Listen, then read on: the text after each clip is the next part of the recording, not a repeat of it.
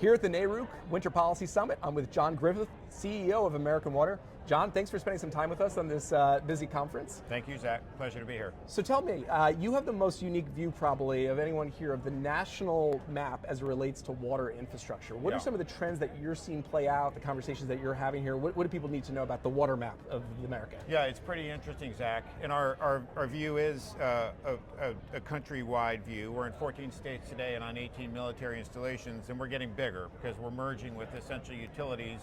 So we're adding 3 states in addition to our footprint today. There are big themes across the country in water and in wastewater. I'd say one of the biggest is just the massive underinvestment across the country in water and wastewater infrastructure. The American Society of Civil Engineers gives water infrastructure a C- rating, wastewater infrastructure a D+ rating, and that's really reflective of the fact that water piping is under the ground, treatment is out of sight, out of mind for a lot of people. So a lot of investment dollars don't go into this kind of infrastructure. So at American Water, our big focus is really just putting that capital back into the ground and back into treatment in order to keep systems where they need to be.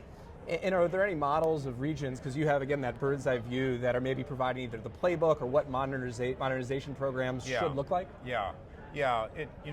Across utilities, it's water, but it also applies to electric and gas. There's a socialization element that happens when you're putting large capital to work. So if you think about an individual community, and we acquire a lot of municipal systems, the capital need is just too great for that community by itself. And so what we do is we take that cost and we're able to kind of spread it over a larger customer base to make it a better opportunity for everybody. And at this moment, we have a lot of the conversation here around data centers, large manufacturing projects, this industrial moment, and that requires power. It certainly requires water in a lot of instances. How does American Water approach this, knowing that this is really a competitive advantage, having water to be able to host this investment in state or region? What role does American Water play in attracting that? It's really important for states, and states are competing against each other, right, to bring data centers into their states. And water and cooling is an important part of that.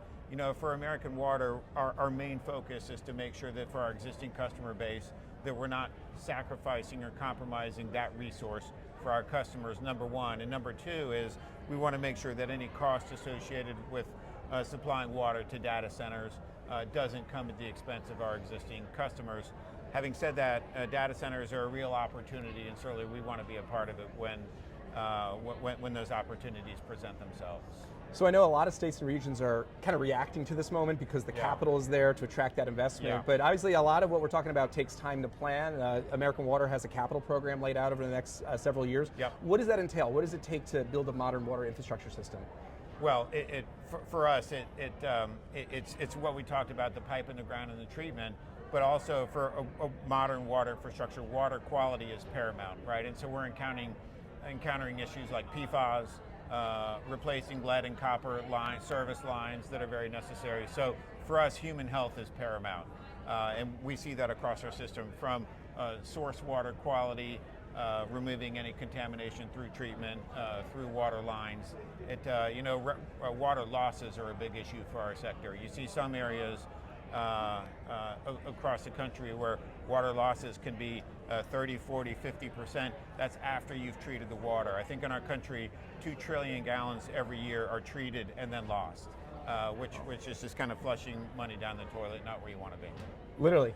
And we're in a moment of AI, digital transformation. How do new technologies factor into modernization? What are some of the new technologies that you might be incorporating both out on the system, but also in your workforce and how you staff the company? Certainly, everybody's talking about AI and the variety of applications. One area that we think about and our leadership team talks about is how can you use AI to help with affordability issues, right? Which are so important in this day and age where there's been quite a bit of inflation.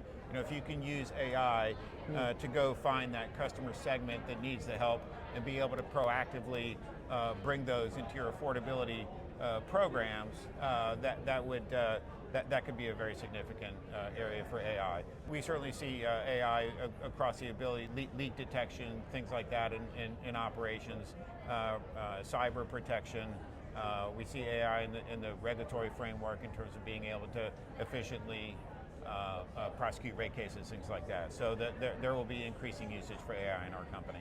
So as I walk around the halls here at NARUC, obviously representatives from a lot of the different states, regulators that you all operate, what are the conversations like? What are you sharing? What are you learning? What's it been like here in the last couple of days? You know, it's interesting, Zach. I think certainly affordability has been such a prominent theme, but here in the aftermath of Winter Storm Fern, right, with the extreme cold and all of the snow, reliability has become more prominent of a theme. And this is water, but it's also electric and gas, where weather conditions can so dramatically impact reliability of utility systems. That's kind of a light bulb going off for people saying, oh yeah, let's not forget about investment in reliability, because it's in the harshest conditions when you need the utilities the most, and that takes a lot of investment.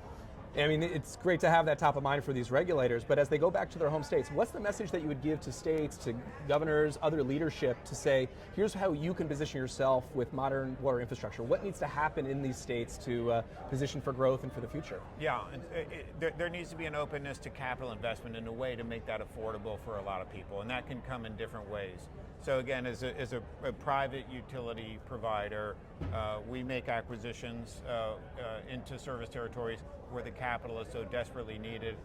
Giving access to capital to private water suppliers is very helpful. So we participate in state revolving funds for safe drinking water. We're working on getting access for wastewater as well.